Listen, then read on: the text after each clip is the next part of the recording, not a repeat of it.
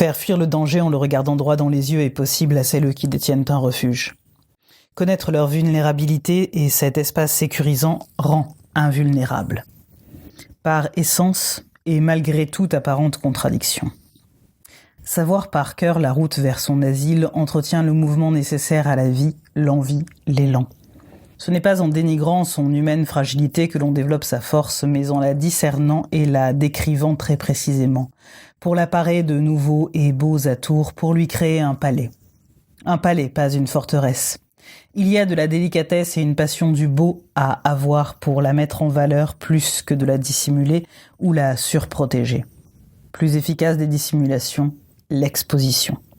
On attaque rarement ce qui est à la vue de tous et semble invincible. Voilà le postulat de base de ce chapitre, lectrice, et déjà voici que je m'arrête, car prise dans les feux croisés des menaces, je me ferme comme une huître menacée de toutes parts. Pourquoi ?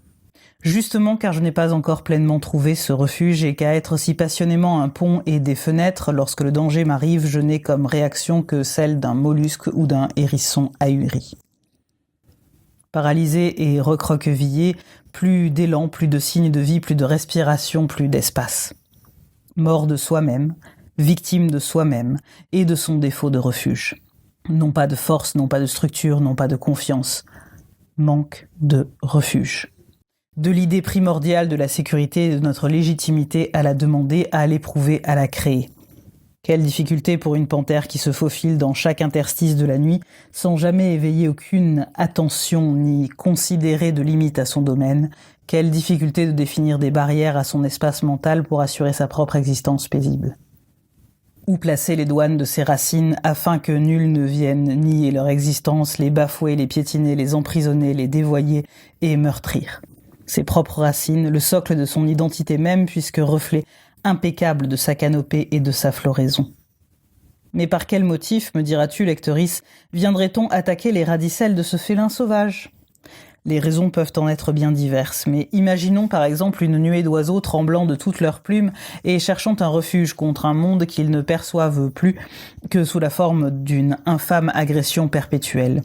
Voyant la force musculaire et les dents acérées du félin, il se sentirait bien inspiré de se réfugier dans ses racines pour y nidifier et qu'importe si cela mettrait à mal la survie de la panthère, l'important est leur propre confort et l'image rassurante de la panthère. Qu'importe sa sécurité, sa volonté propre, ses nécessités personnelles. Point de vue de moineau parasite, bien entendu. Si on lui avait demandé son avis à la porteuse de griffes et fourrures, elle aurait répondu que ce n'était pas ses affaires et que la route de la responsabilité pour les autres, elle la connaissait trop bien et en était fort lasse. La cartographie de ces terrains-là, c'est elle-même qui l'avait établie il y a des siècles. La seule raison pour laquelle elle aurait encore sciemment repris cette aventure et arpenté ses chemins aurait été la demande formulée du bout des lèvres et du bout du cœur d'un animal qui par éthique ne l'exprimerait, justement, jamais. Bien entendu, il y a le mirage de l'union parfaite de la gémellité de l'âme. Quelle aridité. Ne te méprends pas, lectrice, si cela est ton aspiration, je le respecte, mais la panthère, elle, cherche une jungle. Elle se dit que le chaos lui-même est un compagnon, l'inattendu, le suspect et le surprenant. Tout cela la sécurise car elle se plaît à analyser, déceler, comprendre, lire et chercher. Comprendre et tenir près d'elle ce qui pourrait tout aussi bien être au loin. Plaisir au-dessus de nécessité. Envie plus que besoin. Désir plus qu'exigence. Il est une place à ses côtés, voilà le fait. A-t-on vu des trains déprimer et refuser le voyage car leurs places n'étaient pas toutes occupées. Possibilité et non obligation. Magie du potentiel également et du détachement. Jamais entrave n'a aidé à avancer. Elle le sait depuis son plus jeune âge qu'elle peut tout être et tout faire, tout en même temps que choisir, renoncer, trahir, ce sont des concepts d'humains, eux qui n'ont rien compris aux vivants. Leurs enfants, encore, savent qu'abracadabra est un des faits les plus tangibles sur cette terre. Par magie, tout existe, par magie, tout ce qui n'existe pas existe, et réciproquement, et ce n'est qu'ainsi, une fois abolie, la réalité et la vraisemblance que l'on peut être pleinement, toucher l'universel, le singulier, le possible, le vrai, le cœur du monde même. Les grands fauves ne sont-ils pas des antonymes de la peur qu'ils inspirent ? Tout cela n'est qu'un vieux conte pour enfants mal raconté. Il est de mémoire humaine tant de vagues souvenirs cosmogoniques qu'on pourrait à loisir écrire 1000 mythologies universelles semblables et différentes à la fois. Peut-être un jour m'y risquerai-je, mais faudrait-il encore que j'en définisse le but, que j'en éprouve l'envie. Présentement, je suis habité par une âcre odeur de brûlé, un peu de cire, de matière végétale et animale. Va savoir ce que fibre naturelle signifie vraiment. Le café brûlé devient entêtant et s'infiltre dans ma peau, tout autant que le cèdre et l'oliban habitent mon regard.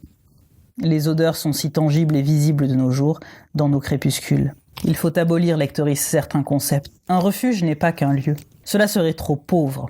J'espère que tu l'as compris et que tu as deviné également que si je te parle en métaphore, en odeur et en impression, c'est pour que tu puisses saisir la vaste étendue de définition de ce qu'est ton propre refuge en suivant ce modèle. Mais tout cela ne sont que des symptômes, des manifestations, des symboles. Le véritable refuge, c'est la définition de soi-même. Oh, pas une définition parfaite, complète, arrêtée, cela est impossible ou relève de l'aveuglement et de la contrainte. Définir par la liberté le mouvant, l'approximatif. Justement pour abolir tous ces parasites de pensée que sont les étiquettes portées sur soi quand on endosse les cadres façonnés par d'autres. Être conscient des combats que l'on a traversés pour pouvoir dire « je t'aime » sans qu'il s'agisse d'un écho de phrases pensées par d'autres, écho de concepts créés par d'autres. Déconstruire les attentes et les évidences pour trouver la vérité nue, la force du refuge dans le désir et le soleil que l'on reconnaîtra quand, de tout son être, l'on pourra formuler, en se laissant surprendre. Déjame ser tu refugio, déjame que yo te ayudo, aguantémonos la vida, te recuerdo si lo olvidas, que hemos crecido peleando y sin quererlo nos gustamos, cuántas cosas han pasado y ya no hay miedo de decir te amo.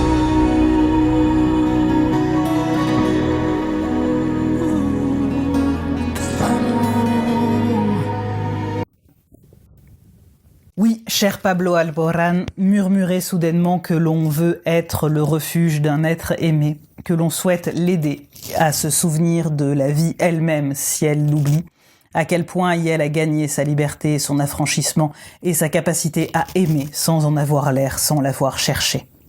Aimer car Dieu nous a aimés le premier, nous a sauvés et rachetés, et touchés à cette même qualité d'ouverture car nous serons bien ancrés dans notre propre refuge et notre propre identité. Refuge du Dieu vivant en nous, qui par sa présence nous fortifie et nous rend capables d'accueillir l'autre, d'aimer, nous rend somptueusement libres de faire tout ce qu'il est possible et même l'impossible tant que cela construit. Pouvoir s'éloigner de ce qui nous engloutit et nous piège, le diagnostic est souvent simple, il n'y a que notre refus à constater les états de détresse qui nous émaillent parfois. Pourtant, lectrice, regarde-toi dans le miroir et dis-moi donc quelles sont les limitations sociales contre lesquelles tu te bats chaque jour ou dans lesquelles tu t'enfermes. Ne sont-elles pas parfois les mêmes ? Pondère donc ton sentiment de fatalité et ta fierté de victime du système, tu pourras trouver, j'en suis certaine, une liberté souveraine, abolir les anxiétés qu'on t'a fait prendre pour des identités. Plus loin que la contestation et le refus, l'ignorance même, constater que cela est quelque part par là et prendre l'autre route comme si de rien n'était. S'affranchir comme on se déleste de ce qui ne sert plus, s'octroyant le droit de l'oublier tout à fait. Liberté traditionnelle cependant, le drame de la vie sociale reste celui de côtoyer parfois de force des personnes qui voudront t'attirer vers leur propre définition d'elles-mêmes, vers leur propre perception limitée et limitante. Pour tenir tête à cela, au quotidien, il faut une force d'esprit et une certitude de soi que je n'ai pas encore atteinte. Je ne pourrai donc pas t'en donner les clés, lectrice.